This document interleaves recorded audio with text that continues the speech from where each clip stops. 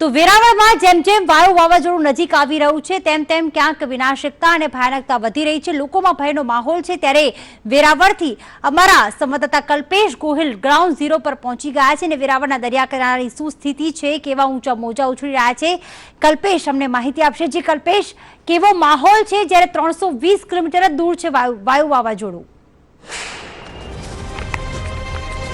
ખાસ પ્રીતિ વાત કરવા જઈએ તો જે રીતે સંદેશ ન્યૂઝ હર હંમેશ ગ્રાઉન્ડ ઝીરો ઉપર પહોંચતું હોય છે ને હર હંમેશ જે વાસ્તવિક પરિસ્થિતિ હોય છે તેનાથી વાકેફ કરાવતું હોય છે। આપને જે દ્રશ્યો બતાવવા માંગીશ કે આ વેરાવળના દ્રશ્યો છે અને જે દરિયો આપ જોઈ શકો છો કે અહીંયા જે હાઈ ટાઈડ છે તે જરૂરથી જોવા મળી રહી છે। ખાસ મોજા છે તે પણ ક્યાંક હવે જે તેની ફૂટ છે તેમાં પણ ક્યાંક વધારો થઈ રહ્યો છે। જે રીતે સવારનો માહોલ હતો ત્યારબાદ 1:30 વાગ્યા બાદ આ જે અસર છે તે વધુ તીવ્ર બની હોય તેવું જરૂરથી કહી શકાય છે। પવનની સાથે વરસાદે પણ જોર પકડ્યું છે અને સાથોસાથ કહી શકાય કે વાદળછાયું વાતાવરણ અત્યારે હાલ વેરાવળની અંદર જોવા મળી રહ્યું છે। વરસાદ પણ ધીમી ધારે શરૂ થયો છે અને ખાસ દરિયાઈ જે પટ્ટી છે તેમાં રહેતા લોકો છે તેને પણ તંત્ર દ્વારા સાવચેતી કરવામાં આવ્યા છે। ખાસ પ્રીતિ વાત કરવા જઈએ તો જે રીતે મારી સાથે મારા સાથી રિપોર્ટર રાકેશ છે અને રાકેશ ખાસ 1982 બાદ વેરાવળની અંદર ફરીથી આ જ પરિસ્થિતિનું નિર્માણ થયું છે। શું હતી 1982 ની વાત કે જે આજની તારીખે પણ ક્યાંક ભૂલાતી નથી?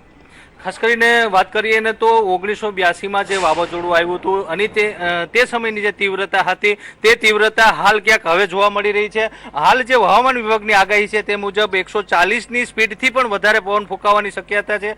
હાલ સંદેશ ન્યૂઝ આપણે જ્યાં પહોંચ્યા છે તે એ જ વિસ્તાર છે।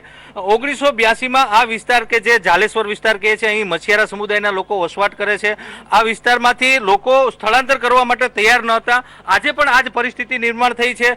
તંત્ર અને પ્રશાસન દ્વારા અનેક પ્રયાસો થઈ રહ્યા છે, લોકોને સમજાવટ કરાઈ રહી છે કે આ વિસ્તાર છોડી દો, કારણ કે ભારે જોખમ છે। જ્યારે વાયુ નામનું વાવાઝોડું અહીં આવશે ત્રાટક છે ત્યારે તેની જે તીવ્રતા છે તે ગંભીર જાનહાનિ અને ખુવારી કરી શકે છે। પરંતુ આ જે વિસ્તાર છે અહીંના જે માછીમાર સમુદાયના લોકો છે ખાસ કરીને એની એક ગટ્સ રહી છે, કોઈ પણ પ્રકારે પોતાના સ્થળ છોડવા માટે રાજી નથી હોતા।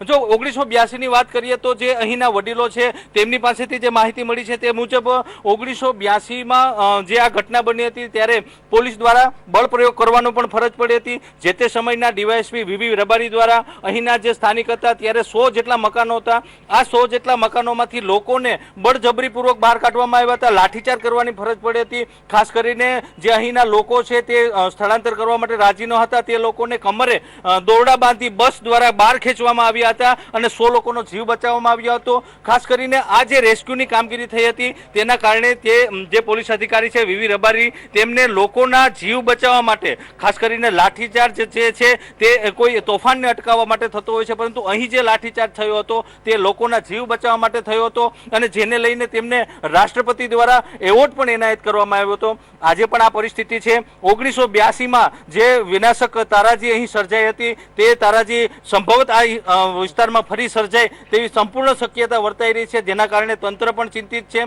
ખાસ કરીને અહીંના લોકોને હાલ તો તંત્ર અને પ્રશાસન સમજૂત કરી રહ્યું છે, પરંતુ લાગે છે કે જો લોકો સમજશે નહીં અને જો આ પરિસ્થિતિ નિર્માણ થશે તો 1982ની યાદ તાજી થશે। પરંતુ ત્યારે જે પ્રમાણે જે ડીવાયએસપી વીવી રબારીએ પોતાની કુનેહ વાપરી હતી અને પોતાની જે આગવી ઢબથી કામ કર્યું હતું ત્યારે આવા અધિકારી અહીં છે કે કેમ એ એક મોટો સવાલ છે। જી કલ્પેશ।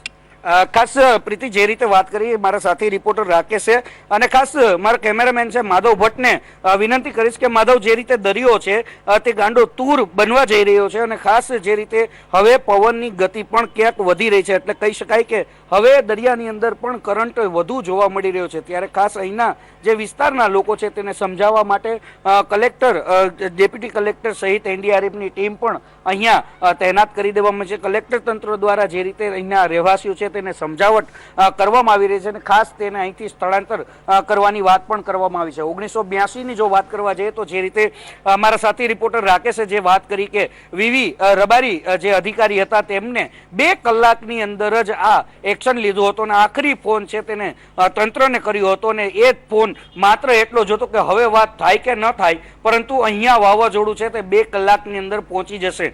એટલે કહી શકાય કે ત્યારે ટાચા સાધનો હતા, પરંતુ અત્યારે અતિ આધુનિક સાધનો છે અને આગમચેતી રૂપ સમાન જે રીતે તંત્ર છે તે એલર્ટ પણ થયું છે, ત્યારે આગામી દિવસોમાં તંત્ર છે તે કેટલું જે રીતે જે ખરું સાબિત થાય છે તે જોવું રહ્યું. બિલકુલ, પડેપણની અપડેટ માટે કલ્પેશ આપના સંપર્કમાં રહીશું. હાલ માહિતી બદલ આભાર.